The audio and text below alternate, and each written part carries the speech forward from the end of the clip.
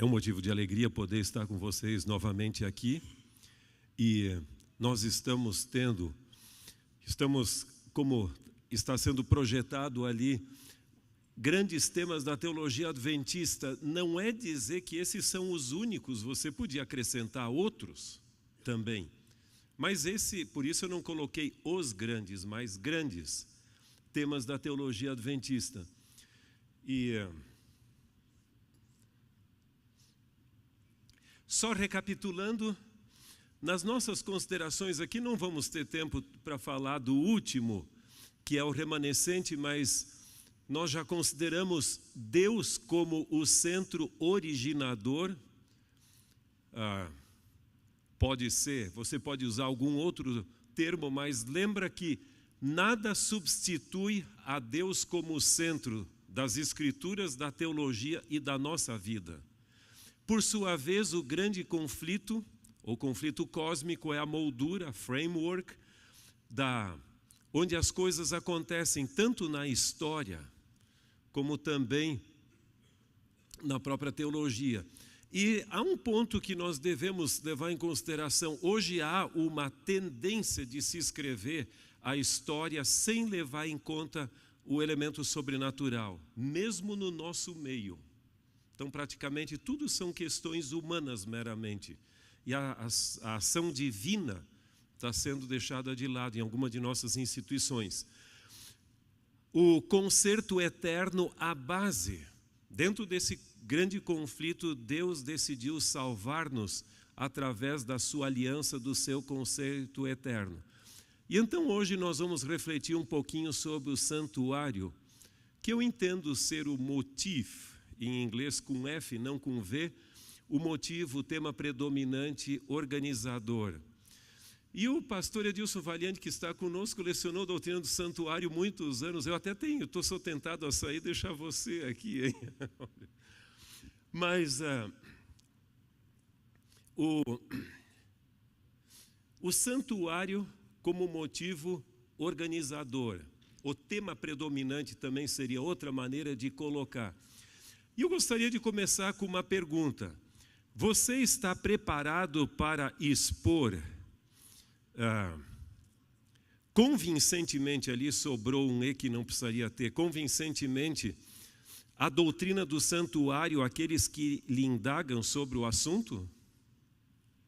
Nós temos hoje, segundo os estudos, e tem uma universidade nos Estados Unidos chamada Gordon Conwell, tem um centro de estudo da realidade das missões. E eles projetam praticamente que nós temos hoje cerca de 50 mil denominações cristãs diferentes. Nenhuma delas, exceto os adventistas e ramificações que surgiram dos adventistas, enfatiza o santuário, como nós o fazemos. Agora, deixa só, como uma introdução, mencionar que Richard Davidson, numa monografia que ele apresentou certa vez, ele mencionou que no Antigo Testamento você tem cerca de, no Pentateuco, melhor dito, mais ou menos 45 capítulos que tratam do santuário, da sua construção, dos seus serviços. No livro dos profetas e escritos, ou nos profetas e escritos, você tem mais ou menos outros 45, lembra? A reconstrução do templo, Jerusalém, as imagens do santuário ali. E o próprio livro dos Salmos era o inário do santuário. O Novo Testamento, como é que como João Batista introduz Jesus? Eis o Cordeiro de Deus que tira o pecado do mundo. E você tem várias imagens do santuário no Evangelho de João. Você tem apresentando-se Jesus como a água da vida, o pão da vida e assim por diante. A epístola aos Hebreus é um chamado ao santuário, por sua vez. E o livro do Apocalipse é escrito dentro da estrutura do santuário, onde você tem imagens do santuário ali ao longo do livro também. Portanto, em termos quantitativos, o santuário é bem presente nas Escrituras. Agora, por que ele é tão importante? Você poderia acrescentar outros pontos aí.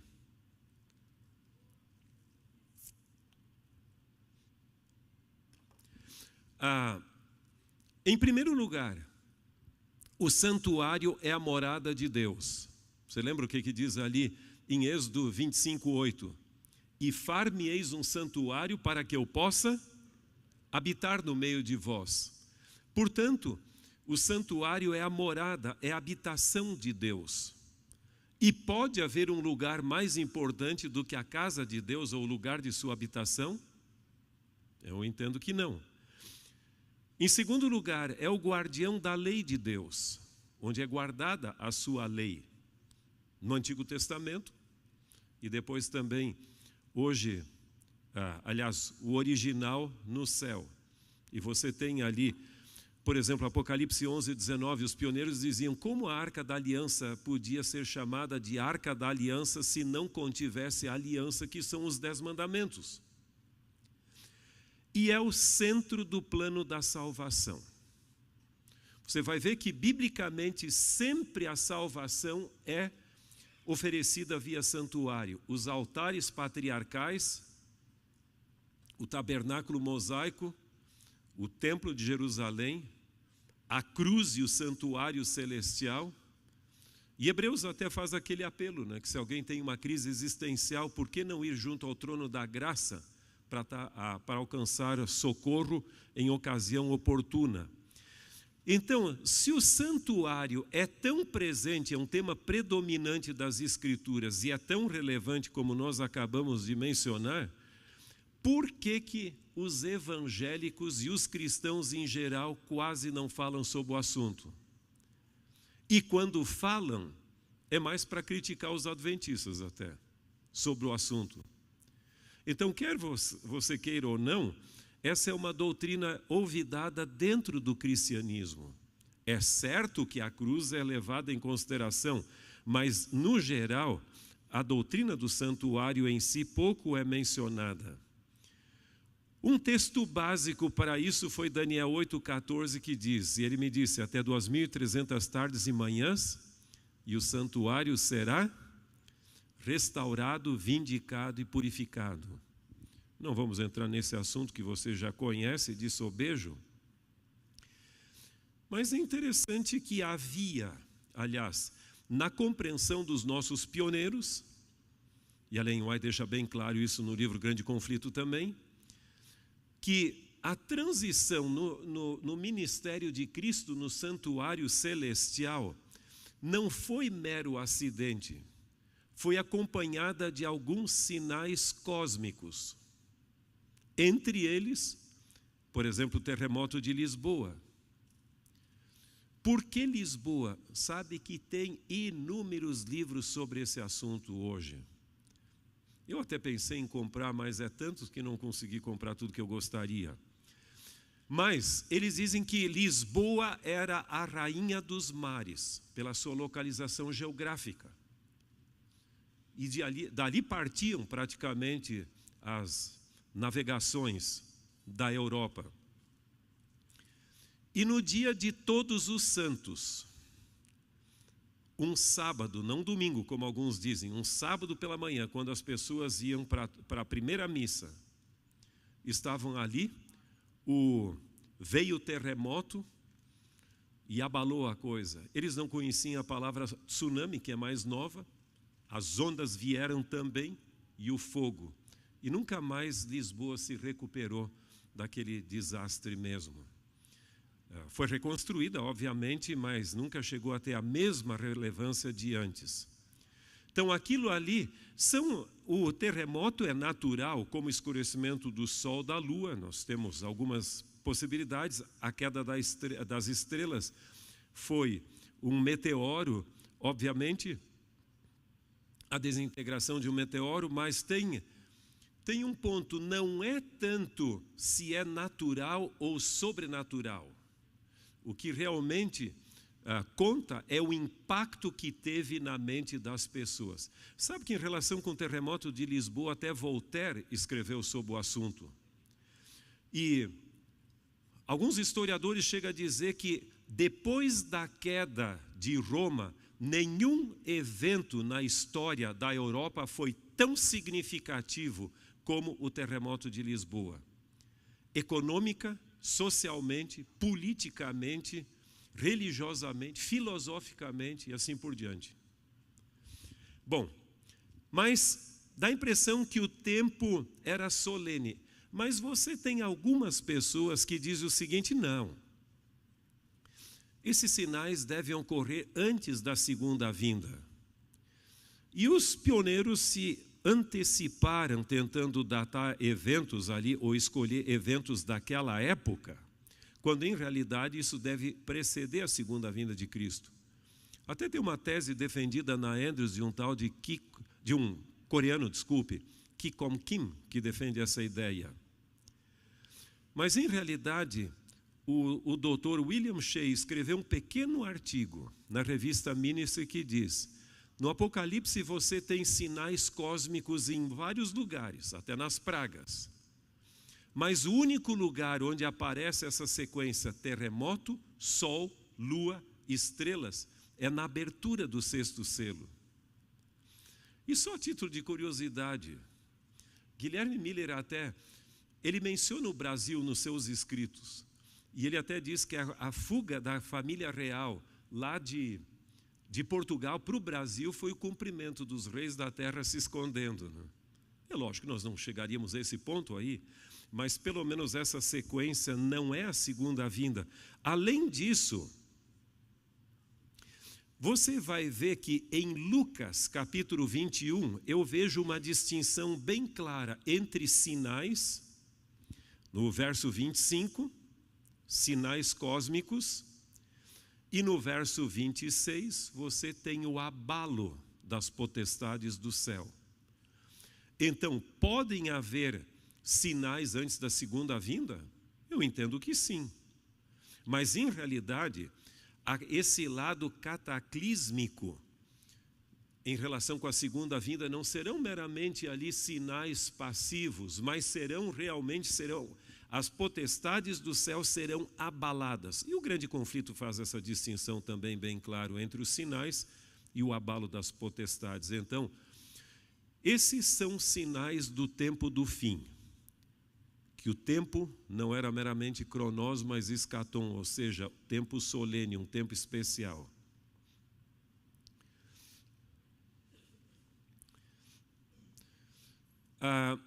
Nós até estamos estudando na lição da Escola Sabatina um pouco sobre isso, mas a tese de doutorado do Gerhard Fundel, ela trata exatamente dessas expressões no livro de Daniel, como um adendo às 2.300 tardes e manhãs, essas expressões: tempo do fim, último tempo da ira, tempo determinado do fim, dias ainda muito distantes.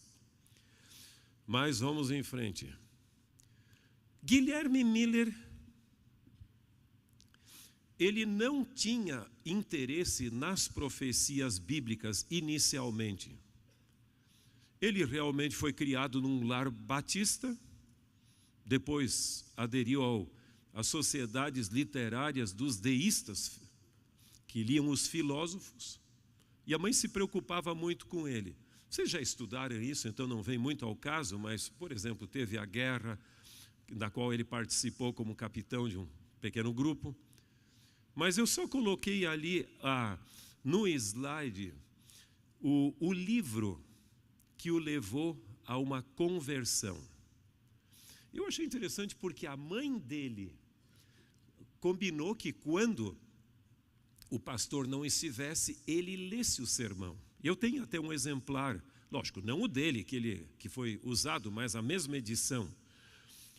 E ali tem o sermão que ele leu no dia 15 de setembro de 1916. Se intitulava O Dever dos Pais para com seus Filhos. E ele não conseguiu terminar. Ele leu até um ponto e foi tomado de emoção. E aí ele interrompeu a leitura, sentou e depois ele declarou que em Jesus eu encontrei um amigo. Eu acho que foi providencial a escolha desse título por parte não sei se do pregador ou da mãe, mas que tocava exatamente no problema dele. E aí ele decidiu fazer um estudo intensivo das Escrituras, porque antes ele cria que a Bíblia se contradizia. E aí ele falou, depois da sua conversão, para os amigos, não, a Bíblia é harmônica. Ué, mas você mesmo é que dizia que a Bíblia se contradizia. Como é que você vem com isso? Olha, se vocês me derem tempo, eu vou harmonizar a Bíblia e vou provar para vocês.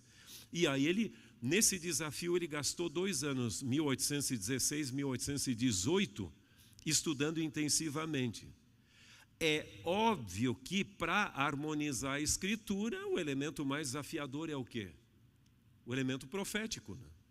E então, ele acabou entrando e tomando muito interesse naquilo. E então, ele desenvolveu esse sincronismo profético que você tem aí. Ele não mencionava inicialmente 1844, mas apenas 1843. Vamos. Agora, por que nós usamos o método, aliás, o princípio dia-ano de interpretação profética? Ou quando? Algumas perguntinhas. Por que você aplica o princípio dia-ano para 70 semanas de Daniel 9 e não para os 70 anos, que é mencionado no mesmo capítulo da profecia de Jeremias? Algumas pessoas dizem que quando o termo ano já está presente, então não pode se usar. E como é que fica então aquele texto lá de Apocalipse que diz a hora, o dia, o mês e o ano? Você aplica porque tem a palavra dia ou não aplica porque a palavra ano está presente? Alguns dizem que aquilo ali é simplesmente um momento no tempo. Então tem diferentes interpretações, mas o certo é, não gastando muito tempo com isso, que para você usar o princípio dia-ano tem que ser o quê? Profecia. Se não for profecia, você não coloca. Mas não é suficiente ser profecia. Essa profecia tem que ser simbólica. E por sua vez também não é suficiente ser simbólica. A entidade básica da profecia deve estar em miniatura. O que é a entidade básica?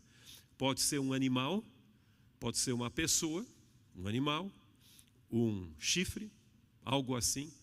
Se essa entidade estiver em miniatura, ou seja, representa um indivíduo, um animal representa algo mais amplo, então, consequentemente, tudo está em miniatura e deve ser ampliado. Sabe que esse é o princípio que aqueles que desenvolveram, aliás, que chegaram à compreensão do princípio dia-ano no início do século XIX, evangélicos, desenvolveram. Então, a base do princípio dia-ano não está nisso, está no próprio, o próprio texto exige isso. Mas veja o seguinte, só para você ter uma ideia, esse é o argumento que eles usavam. Vamos dar uma olhada aqui nesse quadro, só para você ter uma ideia. Em Números 14, 34, a entidade básica está em miniatura? Sim. E qual é ela? 12 espias, representando o quê? 12 tribos. Por sua vez, 40 dias, representando 40 anos.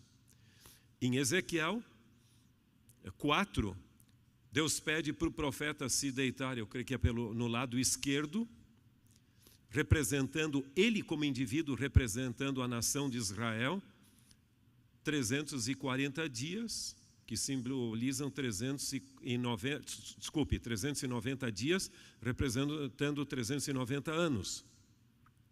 Depois, no lado direito, Ezequiel representa Judá, 40 dias, 40 anos. Então, algumas pessoas dizem que é o texto prova de usar Números e Ezequiel para interpretar o elemento profético de Daniel e Apocalipse. Mas, em realidade, você tem uma semelhança. Por exemplo, em Daniel 7, você tem animais representando reinos. A mesma coisa em Daniel 8. Em Daniel 12, você tem reis representando poderes. Lógico, vindo já de Daniel 11. E então você tem esse fenômeno. Eu não vou dizer que isso seja a base do princípio de ano, porque o próprio texto exige algo mais amplo do que, e você já ouviu falar nisso, do que se fosse meramente dias. Mas isso ajuda porque que eu aplico a algumas profecias e não a outras. E por que eu uso Números 14 e Ezequiel 4. Mas isso é para a reflexão de vocês. Eu até escrevi um texto na Parousia sobre esse assunto, que se alguém tiver interesse pode dar uma olhada, ali está o link disponível na internet. Então você vai ver como esses evangélicos de fala inglesa entendiam o assunto naquela época. Bom, Guilherme Miller nunca marcou uma data específica para a segunda vinda. Um professor de um seminário do Rio de Janeiro disse que Guilherme Miller era professor de marcação de datas para a segunda vinda. Isso não faz sentido. Em realidade, ele marcou apenas o ano religioso judaico de 1843. E mais para o final do movimento milerita, perguntaram, tá bom, você fala do ano religioso judaico, mas quando ele começou? E ele cria que era no equinócio. Então ele dizia, 21 de março de 1843 a 21 de março de 44. Mas que realmente não foi a data. Posteriormente, Samuel Snow desenvolveu a ideia do 10º dia do 7º mês, como sendo 22 de outubro. Tem um artigo de Miller, que se você tiver a oportunidade de ler, é muito importante. Ele é bem simples, bem pequeno. Mas nessa, em realidade, é uma carta de Guilherme Miller para Josué Himes. Nesse artigo, ele estabelece o princípio de que as festas de Israel, assim como as festas da primavera, você tem a Páscoa e assim por diante, Pentecostes, etc., se cumpriram na primeira vinda de Cristo. As festas do outono se cumpririam na segunda vinda de Cristo. Sabe que esse princípio hermenêutico, eu nunca encontrei uma outra fonte anterior. Miller mesmo não tomou tão a sério esse assunto como Samuel Snow o fez. E aí veio a ideia de que o cumprimento antitípico coincidiria com a própria festa. E então vem o dia da expiação no 10º dia do 7º mês. E tem uma revista, Ellen G. White Issues, que eu acho que você tem no Centro White. Ali tem um artigo de Richard Davidson muito interessante sobre essa discussão de 22 de outubro e setembro dos caraítas, etc. Bom, eles foram eles esperavam a segunda vinda. Alguns dizem que na Rocha da Ascensão, no lado da casa de Guilherme Miller, muitas pessoas estavam ali. As evidências mostram que havia poucas pessoas. Eles mais esperavam a volta de Cristo no seu lar. Provavelmente a família de Himes estava ali, mas eles ficavam mais numa reflexão. O certo é que Jesus não veio.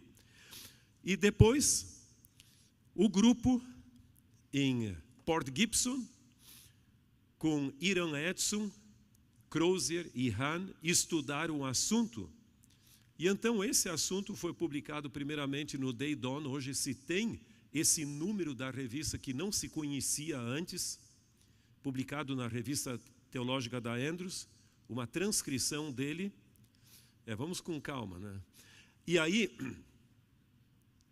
aí depois, no dia 7 de fevereiro de 1846, o artigo padrão que levou os adventistas observadores do sábado a aceitar a doutrina do santuário.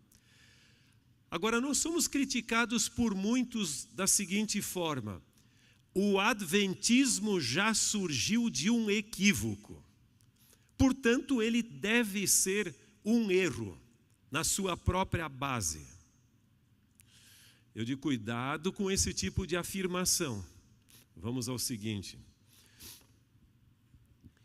Em primeiro lugar, você vai ver, ali faltou restauração, mas você vai ver que o cativeiro, o exílio babilônico foi um desapontamento. E de lá veio uma restauração. A cruz, por acaso, não foi um desapontamento também? Lógico. Você vê o que diz Lucas ali 24. E ali depois de perderem toda a esperança e conseguirem realmente depois rever a sua posição, ninguém conseguia segurar a igreja apostólica. Então não é de surpresa que também na transição em 1844 houve um desapontamento e uma restauração. Desapontamentos podem ser uma bênção. Eu nunca cuido da minha saúde.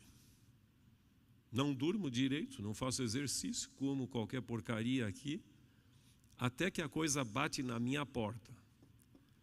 E aí vem todas as promessas. Senhor, se você me salvar dessa, eu estou disposto a fazer isso, fazer aquilo outro. Senhor, se você quiser, eu até posso me tornar vegano, mas não deixa eu morrer. Você percebe como é a coisa? Humanamente falando, não fosse o desapontamento, não haveria uma ruptura da tradição, do peso da inércia da tradição dos credos das igrejas. Quando eles não tinham mais nenhuma esperança, eles voltaram a estudar a Bíblia para encontrar uma resposta ao desapontamento. Afinal de contas, nós usamos os melhores cronologistas, Yale e Ferguson, e eu acho que nossos cálculos estão corretos. O que aconteceu? E ao buscar respostas para o desapontamento, eles encontraram respostas para muitas perguntas que eles nem ao menos haviam feito. Isso gerou todo um processo de restauração da verdade. Eu pessoalmente creio que nós tivemos três equívocos que acabaram se tornando bênçãos. Deus é profissional em transformar equívocos em bênçãos. Não, isso não é uma desculpa para você errar.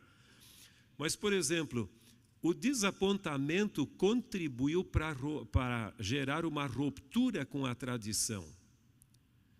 A teoria da porta fechada deu tempo para desenvolver o sistema de verdades que nós temos. A não missão, em outras palavras. Algumas pessoas, não sei como é que são vocês hoje, mas eu lembro na época que a gente estava por aí, alguns alunos chegavam e diziam, mas professor, você crê que eu deveria ficar aqui 4 anos estudando? Eu já tinha que estar no campo pregando o Evangelho. O que você vai pregar se você não tem mensagem? Essa é a chance de você realmente consolidar seus conceitos aqui e se fortalecer. Então, a teoria da não missão, ou seja, da porta fechada, deu tempo para eles estudarem a palavra e gerou um processo de restauração da verdade. Quando eles reverteram isso, eles tinham uma mensagem para proclamar. E Fernando Canali sugere também que o antitrinitarianismo dos pioneiros foi uma forma de se redescobrir o conceito bíblico de Deus, não como o Deus inamovível da filosofia grega, mas um Deus que se move com o seu povo. Bom, se nós olharmos Daniel 8, você vai ver ali que há 2 animais, o carneiro e o bode.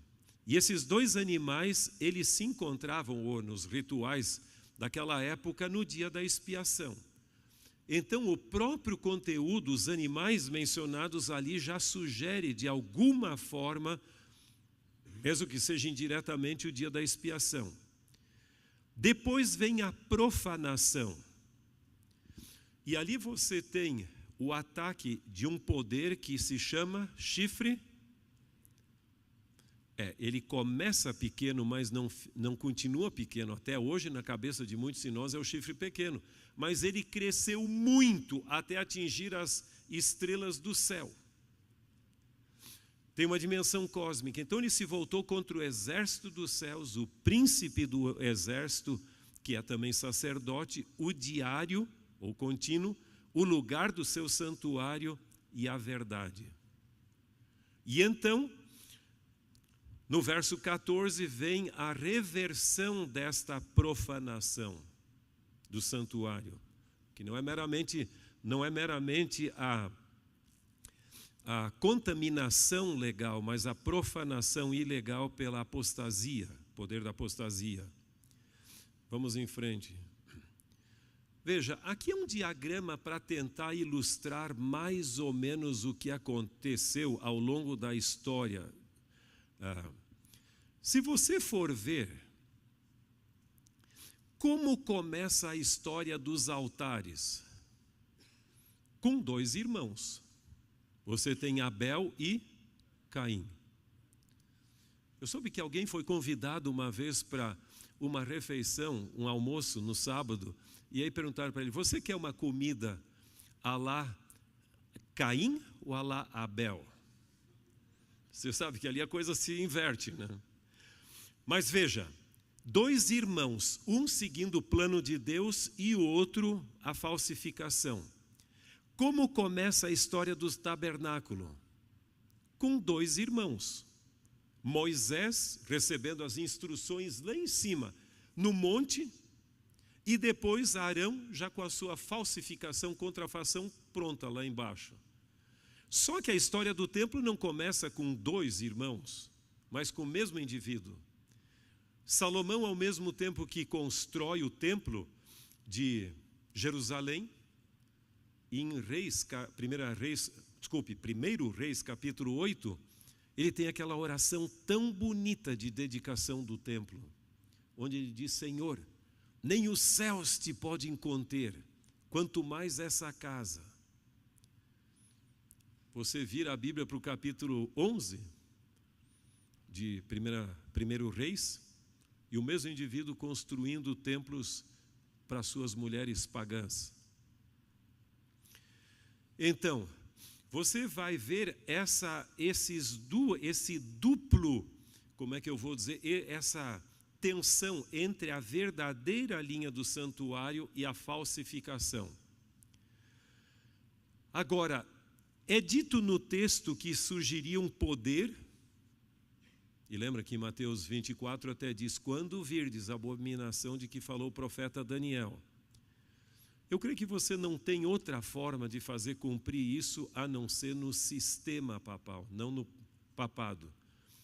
Mas praticamente tudo que seria vertical se tornou horizontal. Então a Bíblia diz que Jesus é o nosso único mediador. Não, nós temos muitos, temos Pedro e outros mais aí, a Virgem Maria, etc. É sábado? Não, é domingo. O ser humano, quando morre, fica inconsciente. Não. Ele vai para o céu, para o inferno, para o purgatório.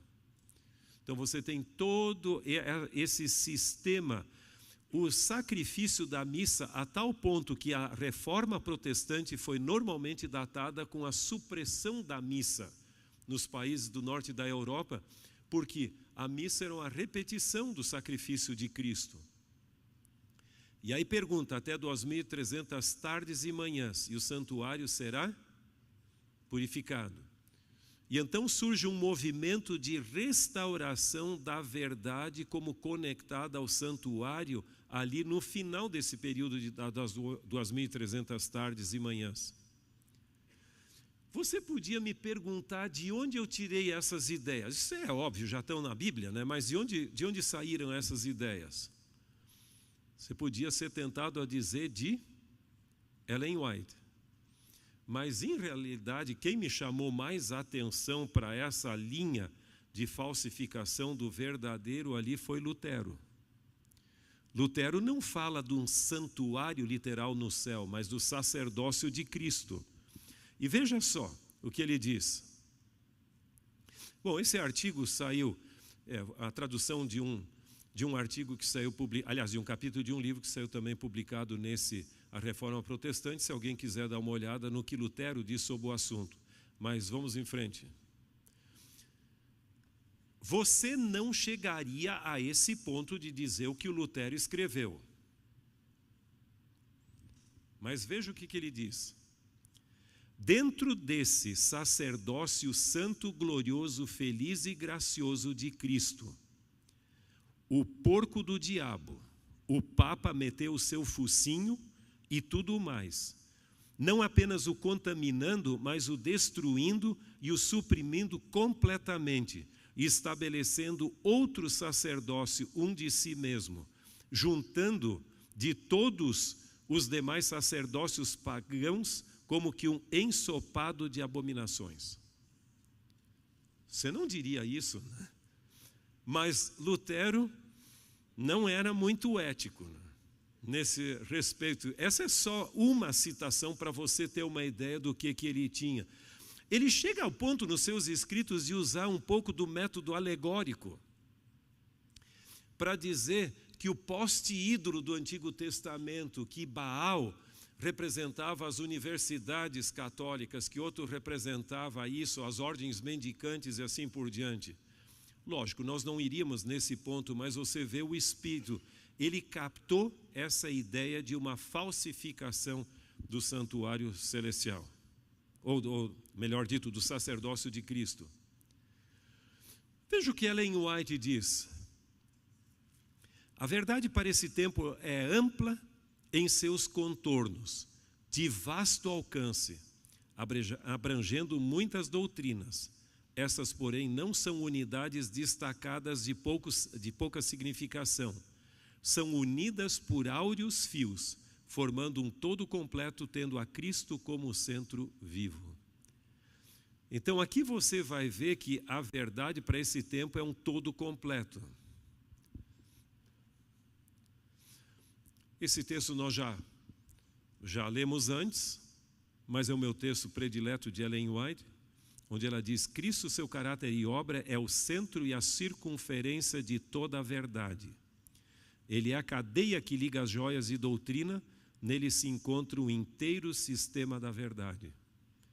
É muito interessante isso, tomando em conta o que a gente viu até aqui. E no grande conflito, eu não tenho a última edição, então não posso dizer se foi corrigida aquela partezinha ali, mas o assunto do santuário foi a chave que desvendou o mistério do desapontamento de 1844. Revelou um sistema completo de verdades, ligadas harmoniosamente entre si, e mostrando que a mão de Deus dirigiu o grande movimento do advento e apontara novos deveres ao trazer a lume a posição e obra do seu povo. Bom, estudando a literatura dos pioneiros, você vai ver que o nosso sistema de verdades foi integrada pelo santuário e proclamada escatologicamente pelas 3 mensagens angélicas. Vamos em frente. As 5 doutrinas distintivas, a lei e o sábado, o ministério sacerdotal de Cristo, a segunda vinda de Cristo, a imortalidade condicional do ser humano. Eu não uso mais a expressão, os pioneiros usavam a expressão a imortalidade condicional da alma, a imortalidade condicional do ser humano e a imortalidade natural da alma, que seria, porque nós não cremos que temos uma alma, mas somos.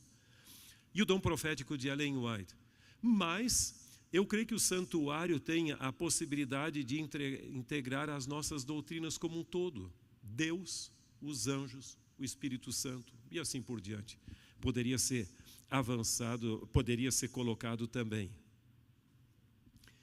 Essa é uma ilustração baseada no livro Primeiros Escritos, onde Ellen White diz que as 3 mensagens angélicas foram degraus que nos conduziram à grande plataforma da verdade. Então, enquanto o santuário celestial está sendo purificado, sobre a terra as 3 mensagens angélicas estão sendo pregadas. Veja, algumas pessoas até me perguntaram aqui, então decidi colocar isso aqui sobre a base de 457, que até a lição tocou nesse assunto. A obra uma obra pioneira é a 2ª edição de 1970 da obra The Chronology of Ezra 7, de Siegfried Horn e Lin Wood. Interessante que Siegfried Horn não cria em 1844, mas uma vez ele foi indagado até dizendo o seguinte: sim, escuta, mas e como é que você coloca 457 então? Porque não existe outra data alternativa que pudesse ser considerada. Esta é a data.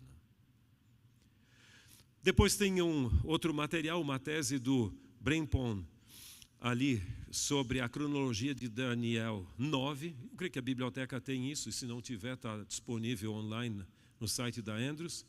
E o livro do Juarez Oliveira, também sobre esse assunto. Esses são alguns materiais.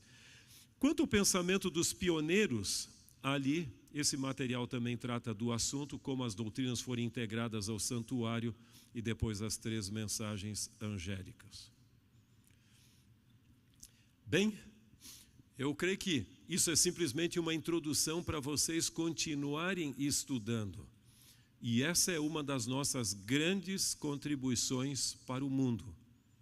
Cristo, eu creio que nós temos uma mensagem mais cristocêntrica que os demais cristãos. Não como uma arrogância, mas todos os cristãos creem que Jesus morreu na cruz do Calvário. E se não crê nisso, também não dá para se considerar cristão.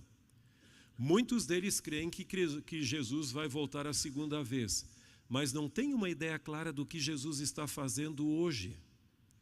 Então a nossa contribuição, nós temos um compromisso com o que Ele fez na cruz do Calvário, com o que Ele ainda fará em sua 2ª vinda, mas também no que Ele está fazendo hoje pela nossa salvação.